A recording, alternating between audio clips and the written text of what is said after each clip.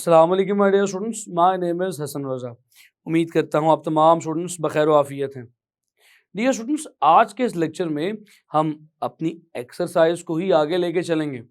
Exercise में जो remaining question हैं 7th, 8th, 9th और 10th, ये 4 सवाल आज के लेक्चर में डिस्कस किए जाएंगे। तो चलिए फिर बगैर किसी ताख़ीर के, बगैर किसी देर के चलते हैं अपने वाइट बोर्ड की जानिब इन सवालात को समझने के लिए। डियर स्टूडेंट्स, चलिए आज के अगले सवाल की जानिब। ये जो सवाल इस वक्त आप अपनी स्क्रीन पर लिखा देख रहे हैं, ये हमारे आज के लेक्चर के लिए तो पहला सवाल है। वैसे इस चैप्टर के लिए ये 7th क्वेश्चन है। डियर स्टूडेंट्स, क्वेश्चन जितना देखने में छोटा है उतना सिंपल भी है। What do you mean by when we say that the atom is excited?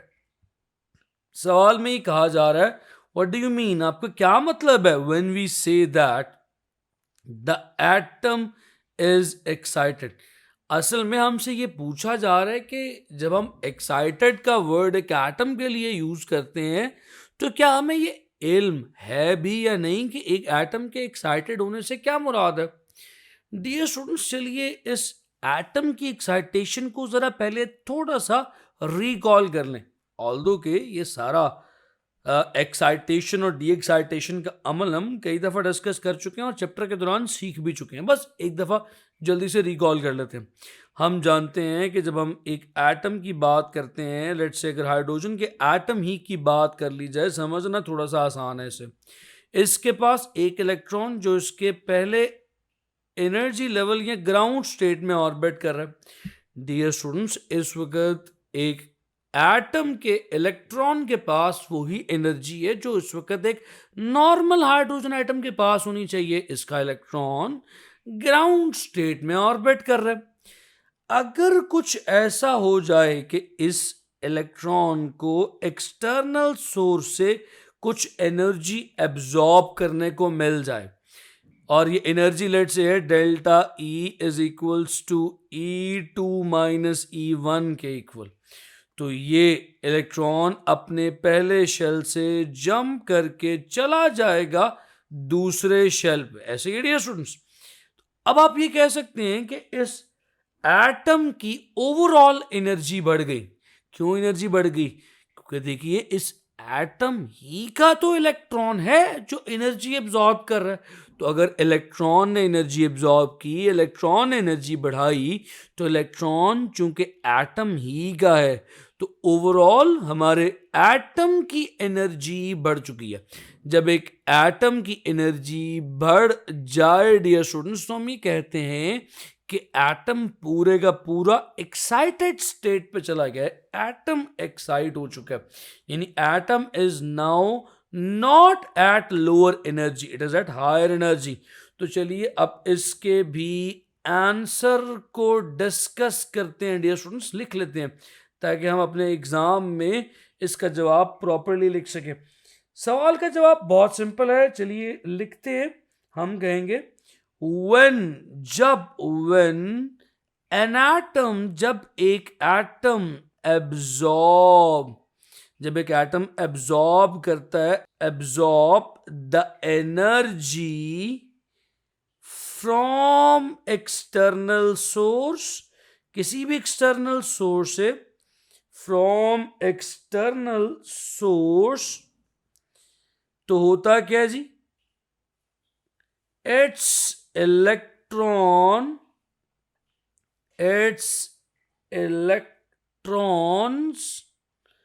are lifted। क्या हो जाता है? वो एक्साइटेड स्टेट में चले जाते हैं, are lifted to the excited state, और ये पूरे का पूरा एटम ही फिर एक्साइटेड एटम कहलाता है। Hence, the atom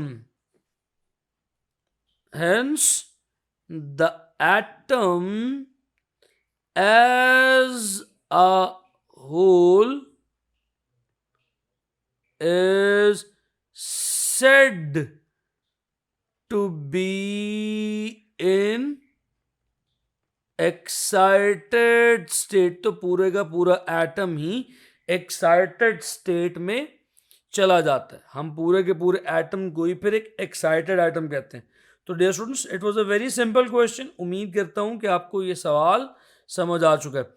अब हम चलेंगे अपने नेक्स्ट क्वेश्चन की जानिब। तो डियर स्टूडेंट्स, चलिए मूव ऑन करते हैं नेक्स्ट क्वेश्चन की तरफ। डियर स्टूडेंट्स, ये रहा हमारे आज के लेक्चर के लिए दूसरा शॉर्ट क्वेश्चन एक्सरसाइज का हमारे सामने, और इस चैप्टर के लिए ये 8th शॉर्ट क्वेश्चन है। Can X-rays be reflected, refracted, diffracted and polarised just like any other wave? सवाल बड़ा इंटरेस्टिंग है। कहा यह जा रहा है, क्या X rays reflect, refract, diffract, polarize हो सकती हैं किसी दूसरी आम वेव की तरफ? तो इसका जवाब बहुत सिंपल है डियर स्टूडेंट्स। आप ये जानते हैं कि वेव्स की प्रॉपर्टी है रिफ्लेक्ट, रिफ्रैक्ट, डायफ्रैक्ट या polarization. Polarization specifically transverse wave की प्रॉपर्टी है डियर स्टूडेंट्स, ये बात ध्यान में रखिएगा। तो चूंकि आप जानते हैं कि वेव्स की नेचर या प्रॉपर्टी में रिफ्लेक्शन, रिफ्रैक्शन, डायफ्रैक्शन या पोलराइजेशन शामिल है, तो सवाल यह है कि फिर एक्स रेज के बारे में क्या ख्याल है? तो एक्स रेज क्या है डियर स्टूडेंट्स? एक्स रेज का थोड़ा सा तारुफ यहां पर कर लेते हैं। एक्स रेज बनती हैं इलेक्ट्रॉन के इनर शेल ट्रांजिशन की वजह से। इलेक्ट्रॉन जब हायर शेल से जंप करके लोअर शेल में आता है हैवी एटम के, तब एक्स रेज बनती हैं। एक्स रेज इलेक्ट्रोमैग्नेटिक वेव्स हैं। तो डियर स्टूडेंट्स, मैं यहां पे लिखता हूं, so these are the electromagnetic waves. So चूंकि एक्स रेज और कुछ नहीं, इलेक्ट्रोमैग्नेटिक वेव्स हैं, बस इनकी वेवलेंथ 10⁻⁻10 मीटर्स के ऑर्डर की है, बहुत छोटी है। हैं तो ये इलेक्ट्रोमैग्नेटिक वेव्स ही। तो चूंकि वेव्स हैं तो इनकी वही तमाम प्रॉपर्टीज होंगी जो एक वेव की प्रॉपर्टीज है, और ये ट्रांसवर्स वेव्स भी हैं, तो लिहाजा ये पोलराइजेशन भी कर सकती हैं just like any other electromagnetic wave, जैसे लाइट करती है। जैसे ऑर्डिनरी लाइट पोलराइजेशन के फिनोमेना को एग्जिबिट कर सकती है, ये एक्स रेज भी इलेक्ट्रोमैग्नेटिक रेडिएशन होने ही की वजह से पोलराइजेशन भी कर सकती हैं।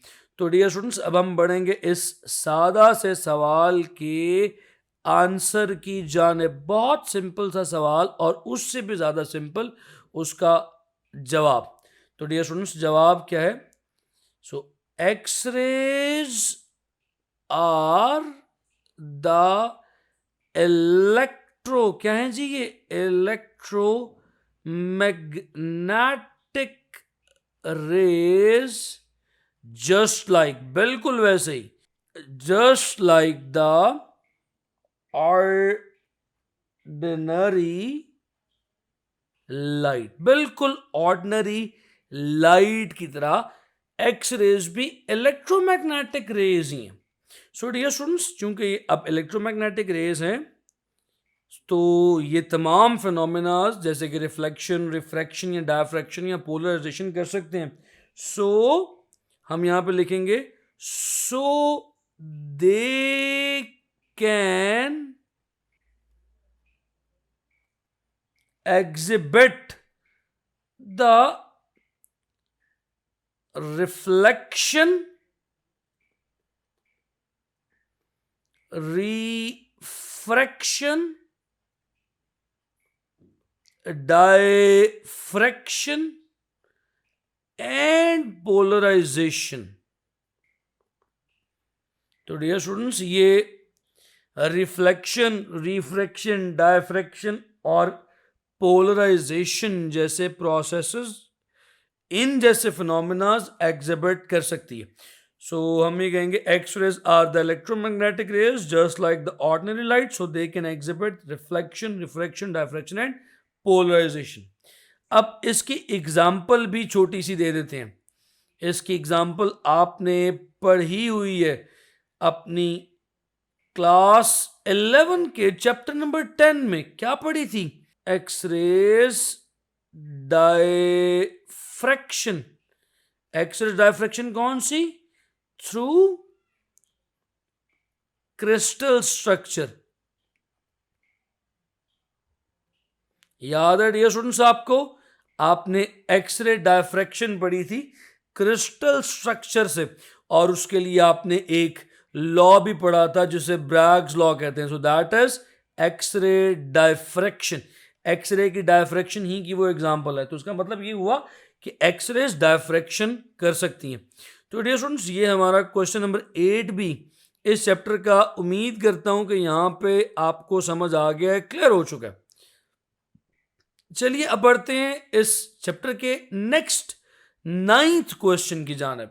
डियर स्टूडेंट्स ये रहा इस चैप्टर का 9th क्वेश्चन हमारी सामने स्क्रीन पर। डियर स्टूडेंट्स क्वेश्चन क्या है? क्वेश्चन बहुत सिंपल है। What are the advantages of laser over ordinary light? अच्छा, अब ये सवाल कुछ मुख्तलिफ अल्फाज के साथ भी पूछा जा सकता है। वो मुख्तलिफ अल्फाज क्या हो सकते हैं? पूछा जा सकता है what are the properties. Advantages की बजाय हमें एग्जामिनर लफ्ज प्रॉपर्टीज का भी पूछ सकते हैं। What are the properties of laser. बस ये सवाल भी हमसे एग्जाम में पूछा जा सकता है। लेजर की प्रॉपर्टीज क्या है? What are the benefits of laser over ordinary light. इस तरह से, इस स्टेटमेंट से भी ये सवाल एग्जाम में पूछा जा सकता है। तो अब चाहे कोई भी स्टेटमेंट हो, एडवांटेजेस हो, प्रॉपर्टीज हो, बेनिफिट्स हो, तो जवाब एक ही है। आपने ये बताना है कि लेजर को ऑर्डिनरी लाइट से ज्यादा प्रेफर क्यों किया जाता है बाज मामलात में। ये सवाल इस तरह से भी पूछा जा सकता है, why laser is preferred over ordinary light. तो प्रेफर्ड का लफ्ज भी शामिल हो सकता है। तो डियर स्टूडेंट्स आपने बताना है कि एडवांटेजेस ऑफ लेजर्स या प्रॉपर्टीज ऑफ लेजर्स क्या है। चलिए लिखते हैं यहां पे, एडवांटेजेस ऑफ लेजर क्या है। डियर स्टूडेंट्स आपको यकीनन ये तो याद होगा कि लेजर प्रोड्यूस कैसे होती थी। हमारे पास ये ग्राउंड स्टेट थी और ये मेटास्टेबल स्टेट थी। मेटास्टेबल स्टेट में हम पॉपुलेशन इन्वर्जन किया करते थे, यानी कि एटम्स को मेटास्टेबल स्टेट में इकट्ठे किया करते थे और ग्राउंड स्टेट को प्रेफरेबली खाली रखा जाता था। अगर तो लेट से ये मेटास्टेबल स्टेट E2 पर वाक़े है और E1 इसकी ग्राउंड स्टेट है, तो हम फिर किया करते थे stimulated emission. Dear student stimulated emission के लिए हम इस मेटास्टेबल स्टेट पर वाक़े इलेक्ट्रॉन्स पर एक खास रेडिएशन फॉल करवाते थे, जिस रेडिएशन की एनर्जी E2 माइनस E1 के बराबर होती थी। अब इस रेडिएशन की वजह से जो पहला एटम डीएक्साइट होता तो इस गिवन रेडिएशन की डायरेक्शन में एमिशन करता। तो आप देख सकते हैं कि दो रेडिएशंस एक ही डायरेक्शन में हमारे पास आ गई। फिर ये दो रेडिएशंस अगले एटम्स को जाके टकराती, वो भी डीएक्साइट होने पर उसी स्पेसिफिक डायरेक्शन में उसी एनर्जी की, उसी वेवलेंथ की रेडिएशन एमिट करते। तो करते करते हमारे पास इंटेंस बीम ऑफ लाइट आ जाती। अब यही बात इसकी एडवांटेज या प्रॉपर्टी में हम लिखेंगे कि it is the intense beam of light, यानी कि इसकी इंटेंसिटी, इसकी शिद्दत ऑर्डिनरी लाइट से, आम लाइट से कहीं ज्यादा है। Plus dear students one more thing, आम लाइट में, ऑर्डिनरी लाइट में एक और बहुत बड़ा फ्लॉ, एक और बहुत बड़ी प्रॉब्लम है। इमेजिन कीजिए ये एक घर में लगा हुआ इनकैंडिसेंट लैंप है, इसमें से निकलने वाली रेडिएशंस ना ही इंटेंस हैं और ना ही यूनिडायरेक्शनल। आप देख सकते हैं कि ये जो रेडिएशंस एमिट कर रहा है या ये जो फोटॉन्स एमिट कर रहा है, ये फोटॉन्स रैंडमली हर डायरेक्शन में एमिट कर रहे हैं, जबकि इस केस में जो फोटॉन्स की स्पेसिफिक डायरेक्शन है वो एक ही है। यूनिडायरेक्शनल फोटॉन लेजर की सूरत में हमें अचीव होते हैं। तो इसकी दूसरी प्रॉपर्टी आप यहां पर लिख सकते हैं dear students, unidirectional unidirectional beam of light is achieved during the lasing action. Lazing action से या लेजर में यूनिडायरेक्शनल बीम हमारे पास आती है। डियर स्टूडेंट्स, इसमें एक और बहुत इंटरेस्टिंग बात ये भी है, आप देख सकते हैं कि जो वेव्स या जो फोटॉन्स यहां पर पैदा हो रहे हैं, इनमें कोई फेज डिफरेंस डिसऑर्डरली नहीं स्प्रेड हुआ हुआ। आप इसमें देख सकते हैं कि सब में फेज डिफरेंस कांस्टेंट है, फेज कांस्टेंट है सबका, यानी कि ये डिफरेंट फेज डिफरेंस के साथ एमिट नहीं हो रहे। तो डियर स्टूडेंट्स, हम ये बात एक ही जुमले में यूं भी कह सकते हैं, the waves are coherent. So coherent beam of light is achieved in the form of laser.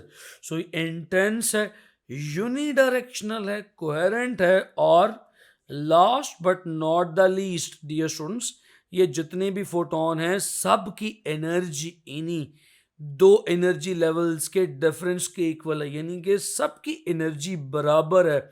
Energy बराबर होने का मतलब ये है सबकी वेवलेंथ भी बराबर है। तो वेवलेंथ बराबर होने का मतलब है we are getting only one wavelength. Coherent beam हमारे पास आने के साथ साथ मोनोक्रोमैटिक बीम आ रही है। सो हम यहां पे लिख सकते हैं the monochromatic beam of light is obtained during the lasing action। Lazing action से या लेजर से मोनोक्रोमैटिक बीम अचीव होती है।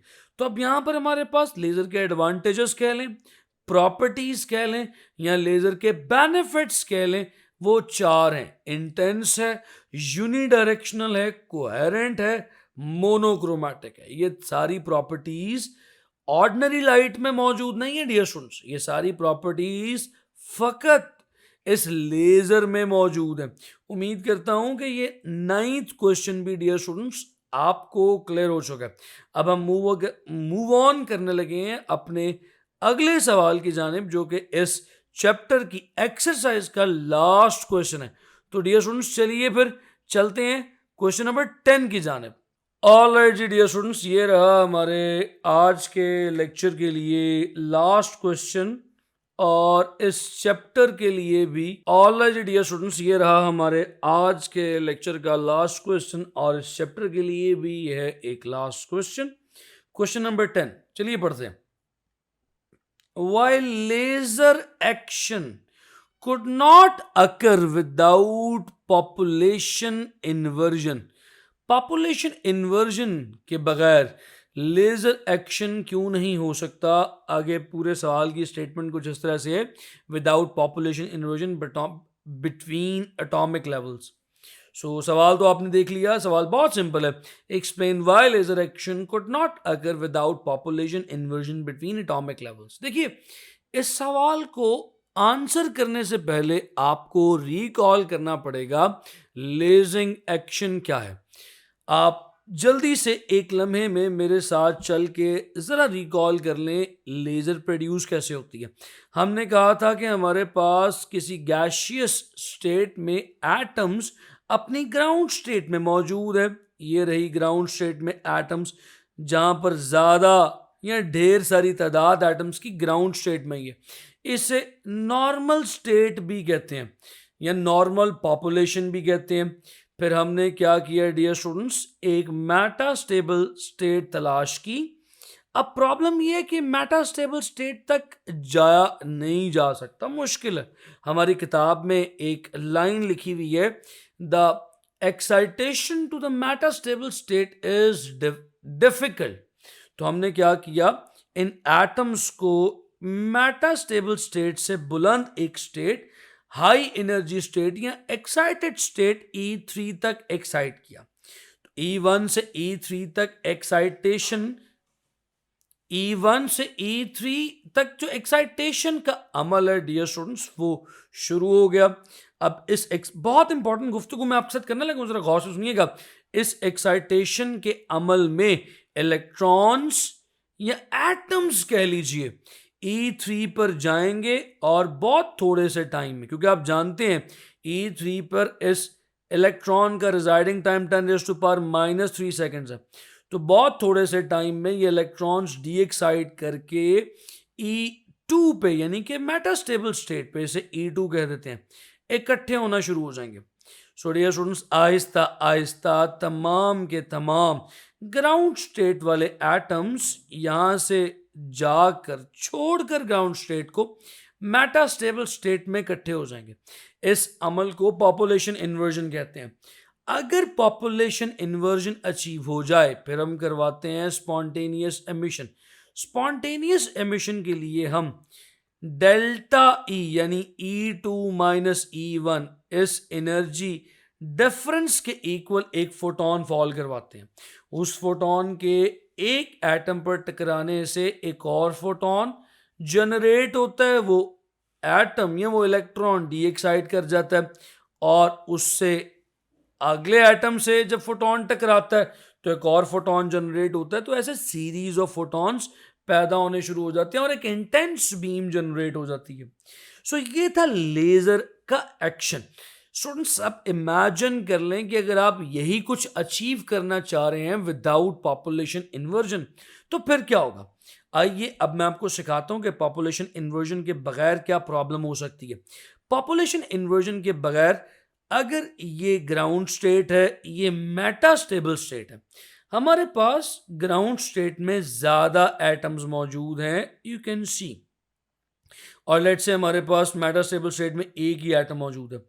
अब अगर मैं डियर स्टूडेंट्स एनर्जी फॉल करवाऊं, इस एनर्जी जो कि कितनी एनर्जी रखती है, delta E equals to E2 minus E1, इस एनर्जी का एक्साइटेड एटम को टकराना बहुत कम चांस रखता है। ज्यादा चांसेस हैं कि इस एनर्जी को एक ग्राउंड स्टेट पे मौजूद एटम एब्जॉर्ब कर लेगा। तो इस एनर्जी से एब्जॉर्प्शन मुमकिन है। एब्जॉर्प्शन के ज्यादा चांसेस हैं ना कि एमिशन के। तो लेजर में तो हमें एमिशन चाहिए, हम तो चाहते हैं कि monochromatic intense coherent beam emit हो। तो अगर तो पॉपुलेशन इन्वर्जन नहीं है यानी कि ज्यादा एटम्स ग्राउंड स्टेट में है, तो आप, मैं जब खुद कह रहा हूं कि ज्यादा एटम्स ग्राउंड स्टेट में है तो उसका मतलब है ज्यादा चांसेस आने वाली रेडिएशन की एब्जॉर्प्शन के हैं, कि जो आने वाली रेडिएशन है वो एटम्स एब्जॉर्ब कर लेंगे। बहुत कम चांसेस, क्योंकि बहुत कम एटम्स एक्साइटेड स्टेट में, तो बहुत कम चांसेस है कि वो आने वाली रेडिएशन को कोई एटम टकराए और टकरा कर फिर डी एक्साइट हो। डियर स्टूडेंट्स, लेट्स अगर हम कहते हैं कि चलें, मान लें, अगर आप कहते हैं कि सर चलें अगर ये एक्साइटेड एटम को रेडिएशन टकराती है तो क्या होगा। तो डियर स्टूडेंट्स, एक्साइटेड एटम तो वैसे ही बहुत कम है, एक या दो। तो एक्साइटेड एटम को टकराने से जो फोटोन एमिट होगा वो एक या दो या तीन या मैक्सिमम 4 फोटॉन्स एमिट हो जाएंगे। तो जो लाइट आपके पास आएगी वो इंटेंस नहीं होगी, वो एम्पलीफाइड भी नहीं होगी। तो हर हाल में प्रॉब्लम वही की वही है। इस प्रॉब्लम का हल सिर्फ एक है, पॉपुलेशन इन्वर्जन। तो चलिए अब इस हल की तरफ, इस सवाल के जवाब की तरफ डियर स्टूडेंट्स बढ़ा जाए। स्टूडेंट्स, इस सवाल का जवाब कैसे है? If there is no population inversion between atomic levels the laser will not be obtained. चलिए लिखते हैं, if the population inversion is not achieved between the atomic levels, the laser will not be obtained। Laser हमें हासिल नहीं होगी। So dear students, laser हासिल नहीं होगी, उसकी रीजन क्या है? 2 रीजंस हैं। because there are the chances of absorption more than emission, because there are the chances of absorption rather than emission. तो यहाँ पे एब्जॉर्प्शन के चांसेस ज़्यादा हैं, एमिशन के चांसेस कम है. और ये लेट्स से अगर एमिशन हो भी जाती है तो उस एमिशन से हमारे पास इंटेंस बीम या एम्प्लीफाइड बीम अचीव नहीं होगी. तो if population inversion is not achieved between the atomic levels, the laser will not be obtained because there are the chances. तो यहाँ पे हम R लिख लेते हैं. There are the chances of absorption rather than emission. उम्मीद करता हूँ डियर स्टूडेंट्स यहाँ पर आपको चैप्टर की एक्सरसाइज कंप्लीटली समझ आ चुकी है. माय डियर स्टूडेंट्स, मैं उम्मीद करता हूँ कि मैंने आज के इस लेक्चर में जो पॉइंट्स आपके साथ डिस्कस किए हैं आपने समझे हैं और सीखे हैं. तो डियर स्टूडेंट्स मुझे यहाँ पे इजाज़त दें, अगली बार आपसे मिलूँगा कुछ न्यूमेरिकल्स के साथ. तब तक के लिए खुदा हाफिज़.